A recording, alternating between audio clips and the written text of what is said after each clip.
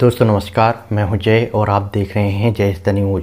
महाराष्ट्र में एनसीपी कोटे से मंत्री नवाब मलिक की गिरफ्तारी के बाद अब जो है शरद पवार की मुश्किलें बहुत ही भयानक तरीके से बढ़ती हुई दिखाई दे रही है।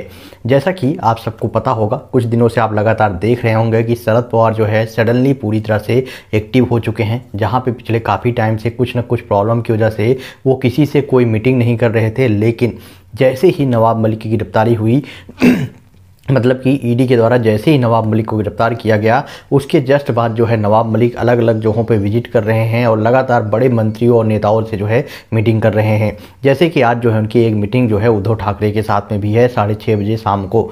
लेकिन आखिरकार क्या रीज़न है जिसकी वजह से उद्धव ठाकरे शरद पवार को इतना ज़्यादा डर लग रहा है? इसको लेकर जो सूत्रों से बीजेपी नेताओं के द्वारा दावा किया जा रहा है, उसमें बताया जा रहा है कि जैसा कि जो नवाब मलिक हैं, इनका कनेक्शन सीधे सीधे अंडरवर्ल्ड डॉन दाऊद के साथ में है, जैसा कि ईडी के द्वारा दावा किया जा रहा है। और कोर्ट में ईडी ने ये सिद्ध भी कर दिया, जिसके बाद ही ईडी की टीम ने जो है नवाब मलिक को 3 मार्च तक के लिए कस्टडी में भेजा है। तो अब जो अपडेट आ रही है उसमें बताया जा रहा है कि 1993 में जो बम ब्लास्ट हुए थे उसको लेकर जब काफ़ी ज़्यादा बवाल मचा हुआ था और जब इसमें एक कमेटी बैठाई गई थी, जांच की गई थी, तो इसमें जो है बीजेपी नेताओं के द्वारा सूत्र जैसा कि अपडेट आ रहा है इसमें दावा किया जा रहा है कि जो शरद पवार हैं इनका भी नाम था और ये कनेक्शन भी दाऊद इब्राहिम, मतलब कि जो मेन इसका मास्टरमाइंड था वो दाऊद इब्राहिम ही था। और उसके साथ में अब दाऊद इब्राहिम के साथ में कनेक्शन जो है नवाब मलिक का आ रहा है। और उस टाइम जो बोहरा कमेटी की जो रिपोर्ट थी उसमें लगातार ये दावा किया जा रहा है कि शरद पवार का भी उसमें नाम था। तो अब यहाँ पर अगर नवाब मलिक की गिरफ्तारी हो चुकी है ईडी के द्वारा और अगर नवाब मलिक जो है नहीं बचते हैं, मतलब कि उनको अगर जेल जाना तय हो जाएगा, कंफर्म हो जाएगा, तो मैक्सिमम चांसेस है कि आने वाले टाइम पे जो शरद पवार हैं इनकी भी मुश्किलें बढ़ जाएगी। यही एक मेन रीज़न है जिसकी वजह से शायद शरद पवार पूरी तरह से दौड़ भाग कर रहे हैं और पूरी कोशिश कर रहे हैं कि नवाब मलिक को कुछ ना हो। और आपने देखा होगा कि नवाब मलिक भी पूरी तरह से एकदम बेफिक्र नज़र आ रहे हैं कि उनको कुछ नहीं होगा। शायद उसके पीछे का एक बहुत बड़ा रीज़न है कि नवाब मलिक को पता है कि उनको जो है बचाने वाले काफ़ी ज़्यादा लोग हैं। सबसे बड़ी बात कि अगर आपने ध्यान दिया होगा तो यहाँ पे अनिल देशमुख के केस में जब स्टार्टिंग में अनिल देशमुख की गिरफ्तारी हुई थी तब भी शरद पवार ने इतनी भाग दौड़ नहीं की थी।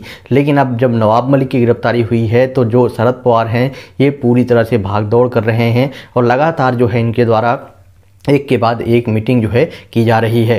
साथ में ये आपको बता दूं कि जिस टाइम ये दंगा हुआ था, यानी कि जिस टाइम ये बम ब्लास्ट हुआ था 1993 में, उस टाइम शरद पवार मुख्यमंत्री थे महाराष्ट्र के। और इन वहाँ पर जब ये जो बम ब्लास्ट हुआ था तो लोगों द्वारा आरोप लगाए जा रहे थे कि जानबूझ के सिर्फ और सिर्फ हिंदू लोगों को जो है टारगेट किया गया है।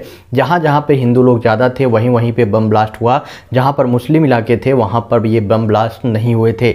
लेकिन जो शरद पवार हैं उन्होंने झूठ बोला था। उन्होंने जो है पब्लिक के सामने आके मीडिया से बात करते हुए बोला था कि इसमें से 11 बम ब्लास्ट नहीं हुए थे बल्कि 12 बम ब्लास्ट हुए थे, जिसमें से एक मुस्लिम इलाका का भी नाम उनके द्वारा रख दिया गया था। लेकिन जब जांच हुई तो उसमें पता चला कि सिर्फ और सिर्फ 11 बम ब्लास्ट हुए थे और सारे के सारे हिंदू लोग जहां पर रहते थे, जब मैक्सिमम लोग वहीं पर बम ब्लास्ट हुआ था। मुस्लिम इलाके में कोई भी बम ब्लास्ट नहीं हुआ था। साथ में ही बीजेपी के कई बड़े पॉलिटिशियन के द्वारा पिछले काफ़ी टाइम से ये अपडेट दी जा रही है कि उस बोहरा रिपोर्ट में एक मुख्यमंत्री का भी नाम है और जिसकी वजह से जो शरद पवार हैं उनकी मुश्किलें काफ़ी ज़्यादा बढ़ती हुई नज़र आ रही है। यही एक मेन रीज़न है जिसकी वजह से शायद शरद पवार जो है एक के बाद एक मीटिंग कर रहे हैं और पूरी कोशिश कर रहे हैं कि नवाब मलिक को बचा लिया जाए। देखते हैं आने वाले टाइम पे क्या ऐसा कुछ होता है या नहीं। लेकिन बीजेपी नेताओं के द्वारा बोहरा रिपोर्ट को लेकर भी काफ़ी ज़्यादा बड़े बड़े दावे किए जा रहे हैं। आपका क्या ओपिनियन है इस पर? आप अपना ओपिनियन कमेंट बॉक्स में बताएं और वीडियो को ज़्यादा से ज़्यादा शेयर करें।